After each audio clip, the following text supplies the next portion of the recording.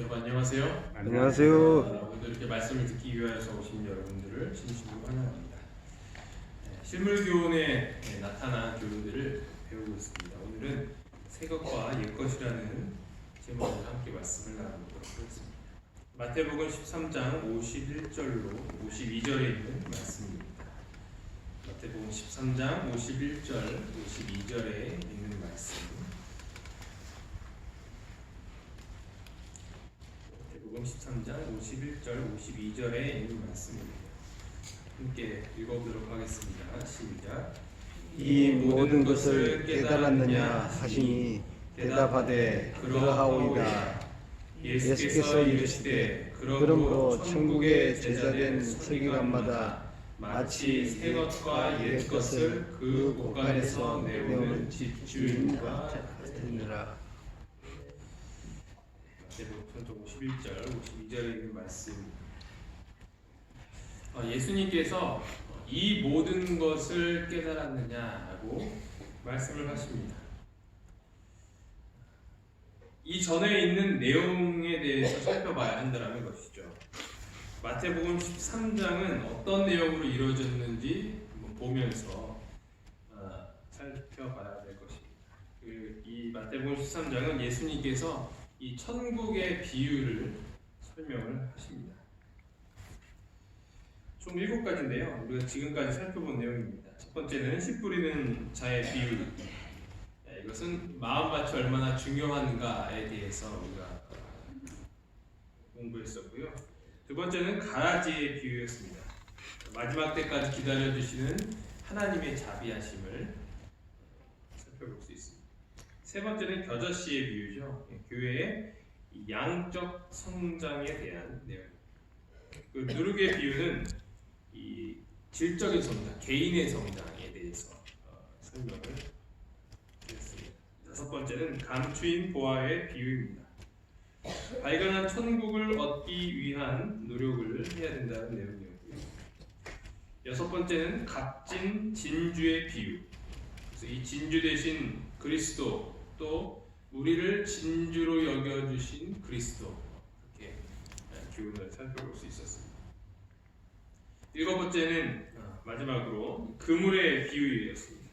좋은 고기와 못된 고기도 모으시는 그 하나님의 사랑을 또한 이 가라지의 비유와 비교해서 배울 수 있었습니다. 이 천국의 7가지 비유를 이제 설명하신 뒤에 예수님께서 말씀하시는 것입니다. 이 모든 것을 깨달았느냐? 제자들은 뭐라고 대답을 했어요? 네, 그러하오이다 라고 이야기를 하고 있는 것입니다. 예수님께서 너희들이 이 천국의 비유 7가지의 비유를 잘 깨달았느냐? 라고 물어보시는 것이고, 제자들은 그렇습니다 라고 이야기를 하는 것입니다. 예수님은 비유로서 진리를 쉽고 또 분명하게 잘 가르치셨습니다. 거기에 있는 제자들은 모두 예수님께서 하시는 말씀이 무엇인지 그 비유를 통해서 정확하게 알 수 있었던 것입니다. 하지만 우리가 비유를 공부해 보시면 아시듯이 이 예수님께서 이 비유를 설명하셨을 때 우리는 또 다시 그 비유에 대해서 다시 설명을 들어야 합니다. 그 이유는 무엇일까요? 첫 번째는 우리가 그때 그 사람들이 아니었기 때문이죠.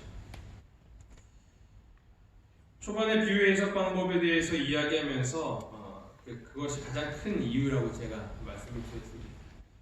우리가 이스라엘 백성들의 방법대로 농사 짓는 농부가 아니었기 때문에 그 씨 뿌리는 자의 비유를 듣고 바로 우리가 그 뜻을 알아차릴 수는 없었던 것입니다. 그 비유로 드는 이야기의 설명을 다시 들어야 우리가 그것을 밝히 알 수 있었던 것이죠. 예수님께서 만약 2019년에 이 대한민국을 살아가는 우리 에덴병원 교회에 있는 성도들에게 그 비유의 말씀을 주신다면 어떤 비유를 주실까요? 자동차의 비유를 할 수 있겠죠. 자동차. 기름 없이 가는 자동차가 없나니 하면서 기름의 중요성에 대해서 설명을 하셨을 것입니다. 우리 한국 사람들만 이해할 수 있는 이 김치의 비유를 할 수 있겠죠. 소금으로 절여져야 맛있는 김치가 되다니 하면서 절여진다는 것은 뭐 또 죽음에 대한 자아를 버리는 것에 대한 또 비유를 들 수 있겠죠. 또 비빔밥의 비유는 어떨까요? 비빔밥의 비유. 교회는 마치 비빔밥과 같나니 다양한 사람들이 모여서 잘 섞여야 그게 교회가 된다. 이렇게 하면 바로 우리가 이해를 할 수 있었을 것입니다. 두 번째는 예수님이 직접 가르치지 않았기 때문입니다.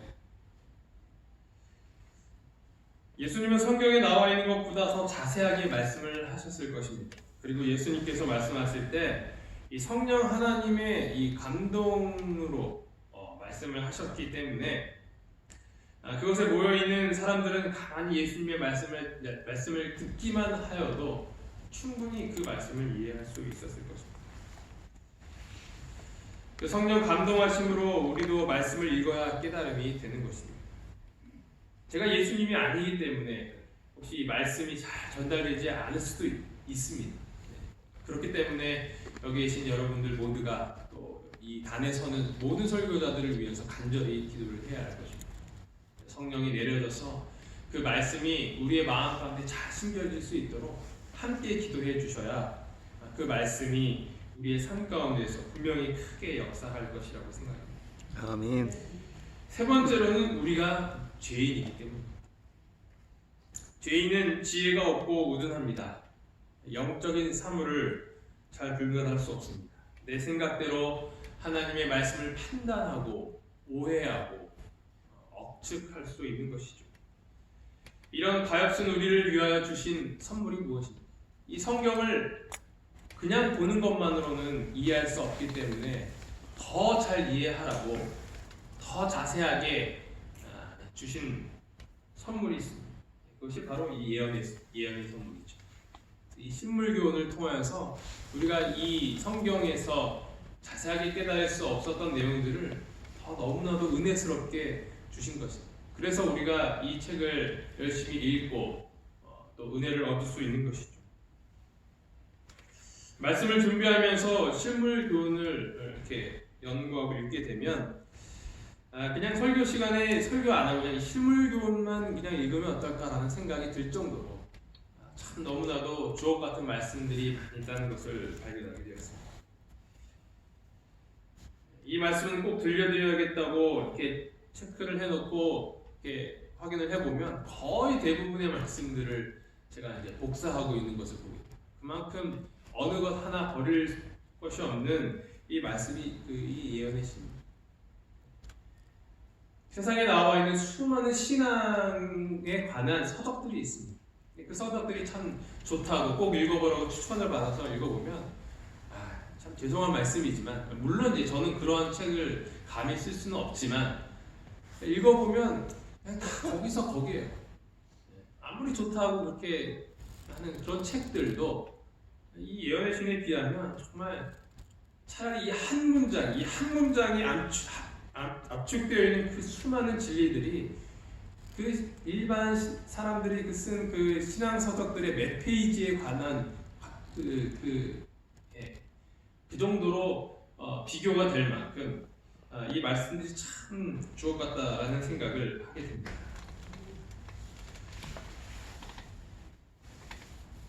목요일이 되면 이석준 장로님께서 항상 원목실을 이렇게 찾아오십니다.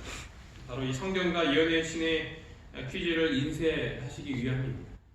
30명 남짓 되시는 분들이 매일 성경과 예언의 신을 공부하면서 문제를 풀고 있으십니다. 이 교회의 말씀의 등불을 꺼뜨리지 않는 참 고마우신 분들이라고 생각합니다. 그런 말씀을 사모하는 마음이 끝까지 변치 않게 되기를 간절히 바랍니다. 그리고 여기 오셔서 매일 새벽 말씀을 들으시면서 하늘을 사모하는 모든 성도님들의 그 마음에 하나님의 한없는 복을 마음껏 받아가시기를 간절히 바랍니다. 아멘. 오늘 이 시간 예수님께서도 우리에게 같은 질문을 하십니다. 이 모든 것을 깨달았느냐? 이 모든 것을 깨달았느냐?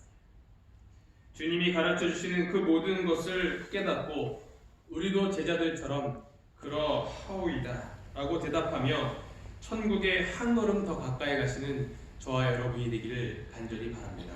아멘. 예수님께서 이 모든 비유를 깨달았냐고 물으셨고 또 그렇다고 대답한 제자들에게 다시 말씀을 하십니다. 예수께서 이르시되 그러므로 천국의 제자된 서기관마다 마치 새 것과 옛 것을 그 곳간에서 내오는 집주인과 같으니라. 천국의 제자된 서기관은 새 것과 옛 것을 내오는 집주인과 같다라고 말씀하고 계십니다. 예수님께서 타락한 종교 지도자들을 견책하실 때 이 서기관이라는 이 부류의 사람들은 상당히 부정적으로 우리가 그려볼 수 있습니다. 특히 마태복음 23장에 보면 화 있을진저 외식하는 서기관들과 바리새인들이여 라고 계속적으로 반복하여서 그 말씀하시는 그 부분들을 확인을 할 수 있습니다. 그런데 본문에서 나오는 서기관은 예수님 당시에 타락한 서기관을 이야기하는 것이 아니라 율법의 교사 자체로서의 서기관을 이야기하고 있는 것입니다. 천국의 제자들은 바로 이 서기관들의 역할을 해야 한다는 것입니다. 즉 하나님의 율법을 사람들에게 가르치는 자들, 이러한 자들이 천국의 제자들이라는 것이죠. 쉽게 이야기하면 예수님이 이렇게 말씀을 하시는 것입니다. 너희가 지금까지 천국의 비유가 무엇인지 잘 들었다.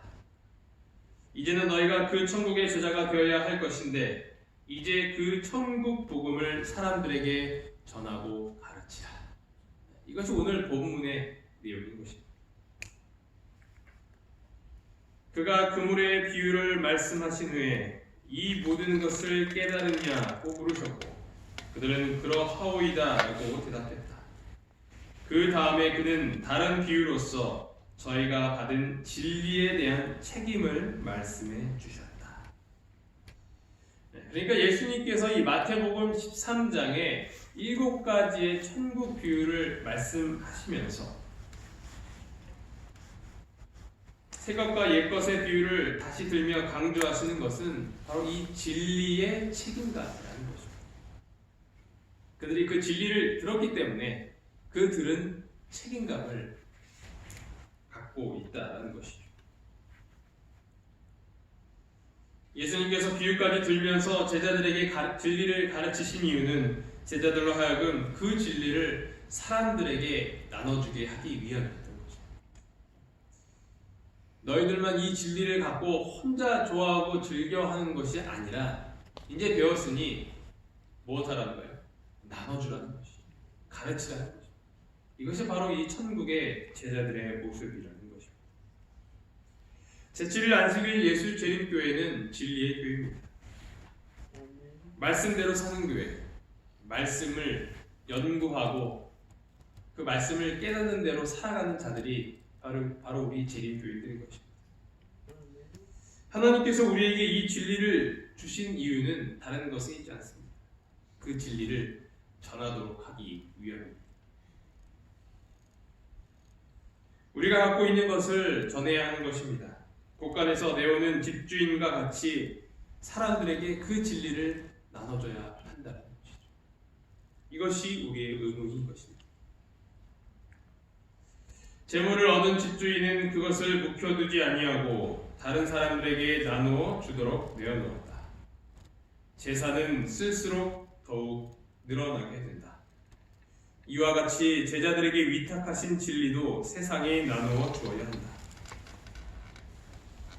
그리고 진리의 지식은 나누어 줄수록 더욱 증가될 것이다. 여기에 약속이 있는데 그것은 재산은 쓸수록 더욱 늘어난다는 거죠. 자, 세상적인 논리로서는 이해가 되지 않는 것이죠. 우리가 갖고 있는 재물들을 더 늘리기 위하여서 더 모으고 더 투자하고 그렇게 해야 늘어나는 것인데 이 진리의 이 원칙에 있어서는 우리가 그것을 나눠주면 나눠줄수록 더 풍성해진다는 약속인 것입니다. 주께서 그들을 거룩한 진리의 보관자로 삼으셨으므로 그들은 다른 사람들도 저희와 같은 축복을 받게 되기를 열망하게 될 것이다. 그리고 그들이 하나님의 풍성한 은혜를 다른 사람들에게 전해줄 때 그분의 은혜가 그들에게 더욱더 풍성하게 임할 것이다. 이것이 바로 하늘의 원칙인 것입니다. 우리가 그 진리를 받았을 때 받는 수많은 복들, 하지만 그것을 나눠줄 때 더 큰 복이 우리에게 임한다는 거죠. 학교에서 배울 때도 마찬가지죠. 학교에서 선생님께 들은 거 다음날 되면 금세 까먹어. 그런데 그것을 다른 사람들에게 가르쳐주면, 물론 이제 공부 잘하는 친구가 이제 그런 일을 할 수 있겠지만 더 기억에 생생하게 남게 되는 것입니다. 그런 간단한 논리만 봐더라도 우리가 그 진리를 그냥 듣고 뒤로 흘려보내는 것보다는 그것을 더 묵상하고 사람들에게 나눠줄 때 그 복이 더 우리에게 풍성히 임하게 될 것이라는 것이죠. 이 천국 진리를 사람들에게 나눠줌으로써 그 은혜가 우리의 삶 가운데 풍성하게 되기를 간절히 바랍니다. 아멘. 집주인과 새 것은 옛 것을 곳간에서 갖고 온다라고 했습니다. 여기서 새 것은 예수님의 가르침인 것입니다.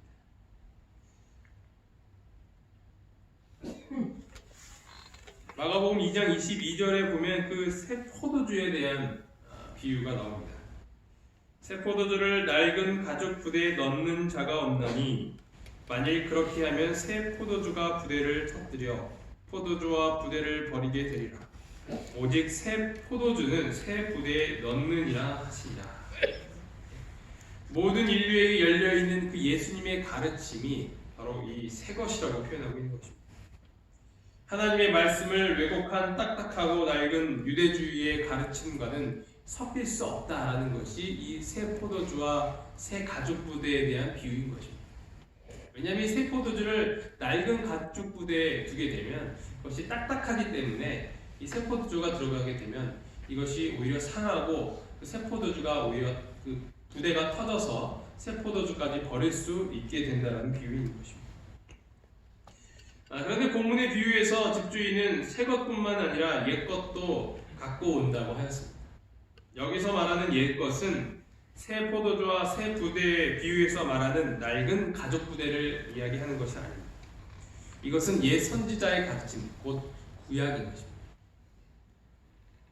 마가복음 2장에 나와 있는 비유의 옛 부대와 예수님께서 말씀하셨던 그 옛 것과는 오늘 비유에서 말씀하시는 것과는 다르다는 것을 말씀드리는 것입니다.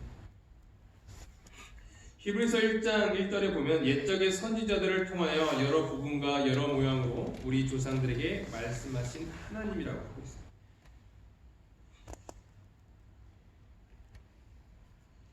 요한복음 5장 39절에 보면 너희가 성경에서 영생을 얻는 줄 생각하고 성경을 연구하거니와 이 성경이 곧 내게 대하여 증언하는 것이라 라고 말씀하셨죠. 그때 당시 예수님에게 있어서 예수님 시대에 있어서 이 그 성경은 다 구약 성경을 이야기하고 있습니다. 구약 성경이 그 옛 것, 그 구약 성경이 예수님을 다 가리킨다는 것입니다. 또 이르시되 내가 너희와 함께 있을 때 너에게 말한 바 곧 모세의 율법과 선지자의 글과 시편에 나를 가리켜 기록된 모든 것이 이루어져야 하리라 한 말이 이것이니라 하시고, 성경에 대해서 잘 모르는 사람들은 구약이 폐해졌다라고 이야기를 하십니다. 신약만을 믿어야 한다는 것이죠. 구약은 유대인의 책, 신약은 기독교인의 책, 이렇게 이분법적인 사고로 설명하시는 분들이 있습니다. 그러나 성경을 살펴보면 예수님은 구약 성경을 제외하고서는 설명이 될 수 없는 분이다 라고 우리가 볼 수 있는 것입니다. 왜냐하면 구약에 예언되어 있기 때문에 예수님은 메시아로 우리가 받아들일 수 있는 것입니다.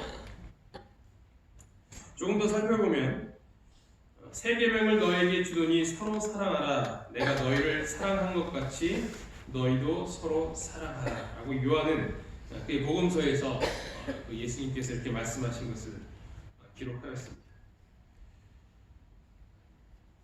그래서 어떤 사람들은 이 10계명이 폐지된 계명이다. 예수님의 가르침만이 새 계명이며 그것만 지키면 된다고 이야기를 하는 사람들이 있습니다. 그래서 구약에 나타난 10계명을 지키지 않아도 되고 안식일도 마찬가지다라고 오해하시는 것이죠. 사랑하면 된다. 계명은 안 지켜도 된다. 이것이 그분들의 논리인 것입니다. 그러나 이 요한 복음을 쓴 이 같은 요한이 기록한 이 요한일서의 모습 보면은 다시 이렇게 설명하고 있습니다. 사랑하는 자들아, 내가 새 계명을 너에게 쓰는 것이 아니라 너희가 처음부터 가진 옛 계명이니 이 옛 계명은 너희가 들은 바 말씀이거니와.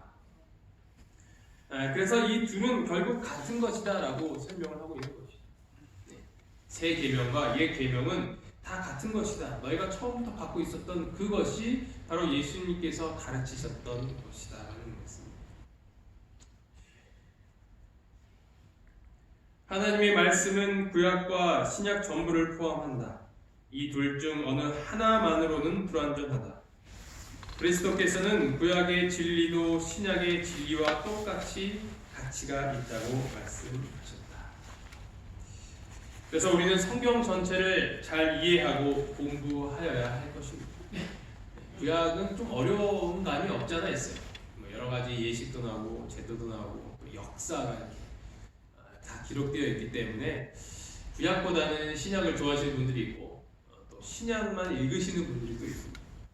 하지만 정말로 우리가 하나님의 말씀을 연구하기를 원한다면 우리가 이 구약 성경에 있는 말씀도 잘 함께 연구해야 한다는 것입니다.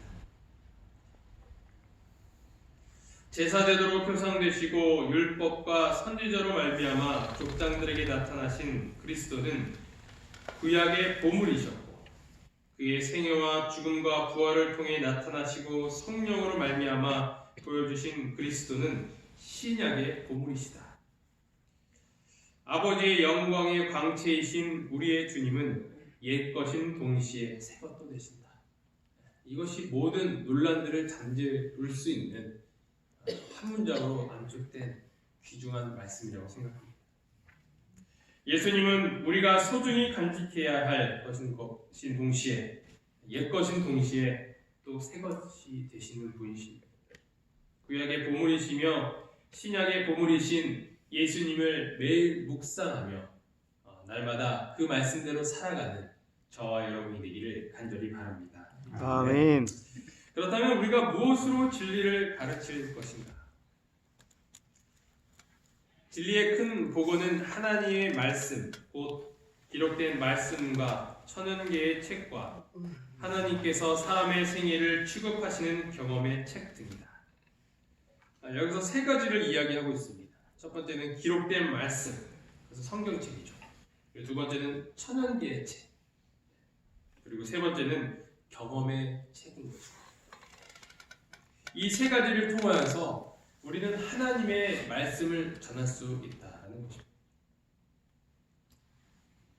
첫 번째로 기록된 말씀, 그 성경책을 통하여서 우리가 사람들에게 진리를 가르쳐야 할 것입니다.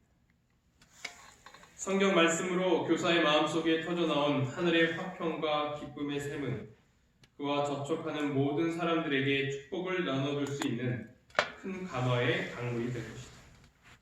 성경은 학생들에게 실증나는 책이 되지 않을 것이며 지혜 있는 교사 밑에서 배우게 되면 더욱더 배우고 싶은 말씀이 될 것이다. 그 말씀은 생명의 떡과 같이 될 것이며 결코 캐캐 묵은 옛 교훈이 되지 않을 것이다. 그 말씀의 신선미와 아름다움이 유년과 청년들의 마음을 사로잡게 될 것이다. 그 말씀은 땅을 비치는 태양과 같이 끊임없이 광채와 온기를 나누어 줄 것이며 결코 고갈되는 일이 없을 것이다. 우리가 이 성경 말씀을 통하여서 우리가 진리를 전할 때 이러한 큰 복이 있게 될 것입니다. 두 번째는 바로 이 1000개의 책이죠.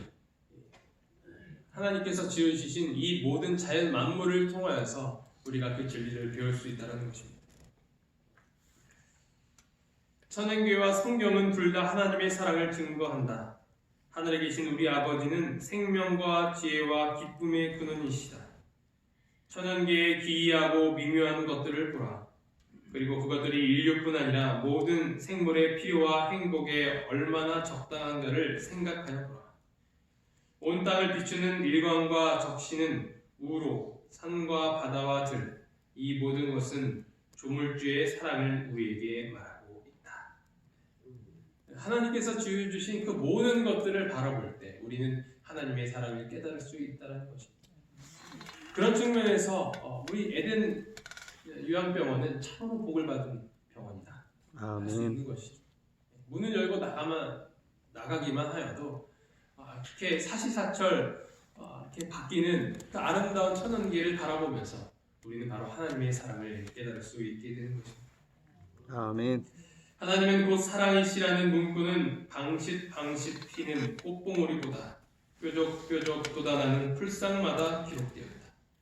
공중을 즐거운 노래로 충만케 하는 아름다운 새들, 향기를 풍기는 연연하고 고운 꽃들, 잎이 청청하게 무성한 수풀의 교목들, 이 모든 것은 우리 하나님의 인정있고 자부적인 권고와 그 자녀를 행복되게 하시려는 그의 갈망을 증거하는 것이다. 우리가 이 천연계 가운데에서 큰 복을 누리고 있다는 것에 대해 하나님께 감사드리고 또 그 진리를 전하는 우리 모두가 되기를 간절히 바랍니다. 아멘. 마지막으로는 이 경험의 책이죠. 우리가 우리의 생애를 통하여서 하나님의 말씀을 전하는 것입니다. 우리의 생애는 그리스도의 생애와 결합되어야 한다. 우리는 하늘에서 오신 생명의 떡이 되시는 그리스도를 받아들이고 그를 먹어야 하며 언제나 신선하고 풍성한 생수가 용서숨치는 샘에서 마셔야 한다. 우리가 항상 주님을 우리 앞에 모시고 마음으로부터 그분에게 감사와 찬송을 돌린다면 우리의 신앙 생애는 늘 새로운 힘을 얻게 될 것이다. 아멘. 이러한 삶을 살 때 우리는 진리를 전할 수 있다는 것입니다. 우리의 삶 자체가 진리의 삶이 된다면 그것은 그냥 우리가 걸어다니는 것만으로도 하나님의 진리를 전할 수 있는 아주 중요한 천국 제자가 될 수 있다는 것입니다. 예수님께서는 우리에게 진리를 주셨습니다. 그 진리를 밝히 깨닫게 하기 위하여서 성령의 축복을 주셨습니다. 그리고 우리는 그 진리를 사람들에게 전하라는 사명을 받았습니다. 우리의 영적 곳간에 하나님의 진리가 가득 채워져 있습니다. 그것을 채우기 위하여서 하나님의 말씀을 연구하며 주야로 묵상하시기를 간절히 바랍니다. 아멘. 하나님께서는 그 보고를 가득 채워주실 것입니다. 그렇게 할 때 우리는 넘쳐 흐르는 곳간 앞에서 사람들에게 많은 것을 나눠줄 수 있게 될 것입니다. 따라해 주시면 감사하겠습니다. 천국의 곳간에서 진리를 나눠줍시다. 진리를 나눠줍시다. 우리 이 곳간에 가득 채우고 그 진리를 가득 나눠주실 수 있는 저와 여러분이 되기를 간절히 바랍니다. 아멘. 마지막 말씀 함께 읽으시면서 이 시간을 마무리하도록 하겠습니다. 영원한 왕국에서는 시작. 영원한 왕국에서는 우리가 이 땅에서 영적 눈이 열리었더라면 능히 깨달을 수 있었을 것들을 배우게 될 것이다. 구속이라는 주제는 영원한 시대를 통하여 구속받은 자들이 마음과 정신과 언어를 총동원해서 배워야 할 문제가 될 것이다. 그들은 전에 그리스도께서 그의 제자들에게 알려주시고자 하셨으나 그들이 믿음이 없어서 깨닫지 못했던 진리들을 이해하게 될 것이다. 영원한 시대를 통하여 그리스도의 완전 무결하심과 그의 영광이 더욱 새롭게 나타나게 될 것이다. 무궁한 세월을 통하여 신실한 집주인은 곳간에서 새 것과 옛 것을 꺼내실 것이다. 기도하시겠습니다. 하늘에 계신 하나님 아버지, 저희의 이 영적인 곳간을 새벽마다 가득 채워주심에 참으로 감사합니다. 아멘. 아버지, 저희가 이 가득 찬 곳간을 보면서 날마다 행복하고 또 즐거움 가운데 하늘을 바라보며 살게 됩니다. 하지만 오늘 저희가 이 말씀을 들으면서 다시 한번 또 도전받는 것은 그 말씀을 우리만 간직하는 것이 아니라 다른 사람들에게도 나눠주라는 그 사명인 것입니다. 아버지, 저희가 그 사명을 이루기 위해서 저희가 이 가득 채워져 있는 곳간에 그 말씀들을 사람들에게 나눠줄 수 있는 믿음과 능력을 허락하여 주시옵소서. 그래서 주님께서 칭찬하신 그 천국의 제자들로서 충분히 자격이 될 수 있는 저희 모두가 될 수 있도록 주님께서 함께하여 주시옵소서. 이 아멘. 모든 말씀 예수님의 이름으로 기도합니다. 아멘.